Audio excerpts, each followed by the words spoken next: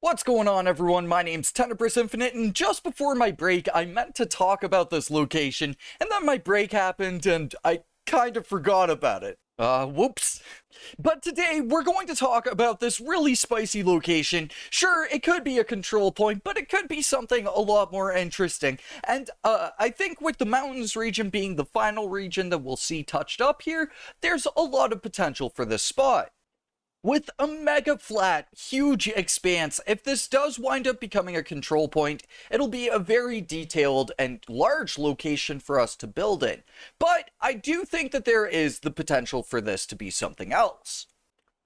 Before we continue talking about this location, let's show off where it's at. So it's just up at the peak of Kilsbury over here, the kind of mountain range just on the outside of the farmlands as you get into the mountains region. One of the easiest safe houses to go to is off at Jägerstugan here, and you could kind of make your way up the whole hill and just look for this big flat open area. It's hard to miss, man. So let's go over the kind of three parts that make up this location. First off, we have the flat expanse here. The only thing breaking up the flatness is this single mound in the center, but other than that, it is this very large, flat, open area. The second location is this incredibly interesting cave, if I can make my way up the hill here. Hey, there we go. This incredibly interesting cave that just sits into the side of the cliff edge here, and it's just this straightforward tunnel with a little bit of an area on the inside that goes all the way through the mountain and then leads out to this really deadly drop here. Heck of a view, though. And then the last feature of this location is this weird valley that runs along the outside of the mountain with the cave in it.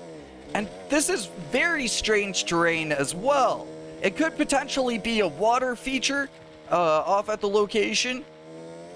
It very much seems like this could be filled with water, but it's hard to say. It could also be just filled with like more rocks and debris and stuff like that too. It's definitely going to be interesting to see how this location all develops come the end of it.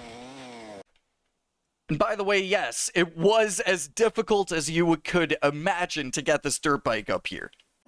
So with three parts to the initial location, I have three ideas for what this location could be in the end of things. And we're going to start off with the thing that I hope the most that it would be. And that is a very large Soviet camp. So far, most of the Soviet camps we've seen in the game have been pretty small in scale. They're very detailed locations, but they're all very, like, compressed locations. So it would be really cool to see a Soviet camp that's just really big and really expansive, featuring all of the structures that we've seen for Soviets so far, just kind of mashed together into this big, big base.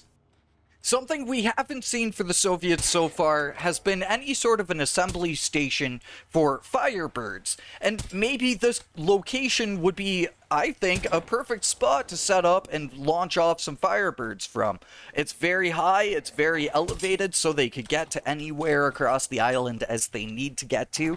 But the question is, what do you guys think about Firebird assembly bays? Do you think the Firebirds have just flown across from Russia all the way to Sweden here? Or do you think that the Firebirds are being assembled in Sweden and that's how we're seeing them get here? Personally, I think it's option B, where we're seeing them assembled here in Sweden. It just doesn't make sense for them to have such long-range flight capabilities to then fly all the way over to Sweden and then just chill and hover over the island. It makes a lot more sense for them to be assembled here and then have the fuel storage to fly in low altitudes above the island. I really like the assembly stations that are set up outside of the hovercrafts, and it would be really cool to see an assembly station set up a little bit more midland here on the island, because it would make a lot of sense for where we're seeing the Soviets at. The second type of place that we could probably see is maybe a new location related to the whole Tatiana Phoenix thing, with the latest being a very interesting Phoenix outpost, probably one of my favorite designed areas in the game. It would be really cool to see this taken on to an even larger scale. There's a lot of unique Phoenix structures in the game, and so it would be awesome to see them just expanded on with a new large Phoenix base sitting up on top of this mountain. I mean, think about it. How cool would it be to go through a Phoenix base that has lower areas in it that you could explore through, maybe find some hidden lore with, and then upper areas that are, maybe elevated by some sort of Phoenix type scaffolding, with Phoenix copying human building, maybe Phoenix finally figured out scaffolding, and we could make our way up to some upper levels in a Phoenix base as well, and have some good height variation in a location. And then there's the new Phoenix doors that have these locks. I guess they aren't super new at this point, but moderately new Phoenix doors. And it would be pretty cool to go through a large location where maybe you're picking up a couple key cards along the way that will help you get through these types of doors to get to an inner area where maybe we could find out a lot more about what's going on with Tatiana and Phoenix. We know so far that Tatiana's been hacking into the Soviet code for Phoenix, so maybe this could be an even bigger facility dedicated towards hacking into the Soviet code, with some sort of like a supercomputer as opposed to just a miniature laptop. With Tatiana and Phoenix being one of the most interesting plot lines to come about in the game so far, I'd love to learn anything else about what is going on between them before something major happens here in the game.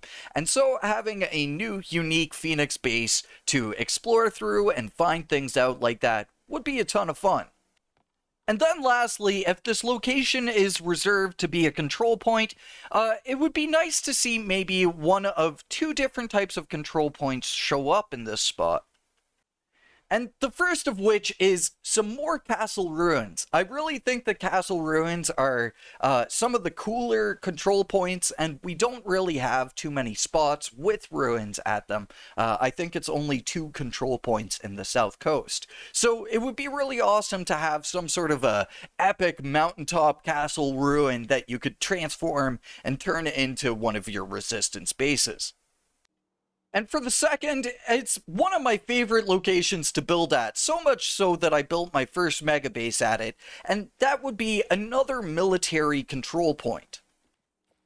These are easily the most sensible locations to build a base at in Generation Zero. I feel like if there was a machine apocalypse and you had military bases that you could go to, just within arm's reach, kind of like things are set up here in the game, this would be the place to go to and start setting up and trying to build a resistance at, because you would already have so many fortifications built in place. So I feel like it would be really cool to have either a mountaintop castle or a mountaintop military base.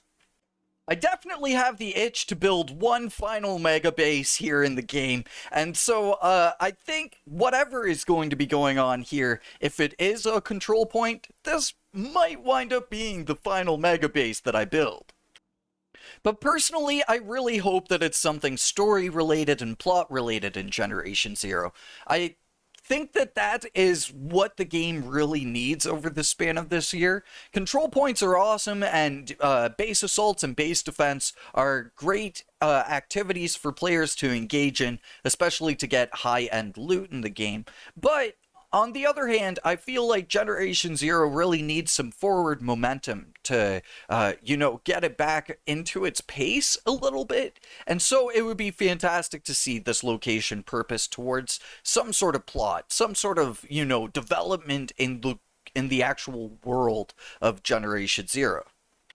But I'll get off my small podium here for a second. Either way, whatever this location will be, it's going to be really interesting to see what happens with the mountains region once it finally starts getting touched up and getting revamped. But for now, thank you very much for watching this video. Thank you for sharing any thoughts and feels in the comments down below. And I will catch you all in the next one. Until then, peace out, my dudes.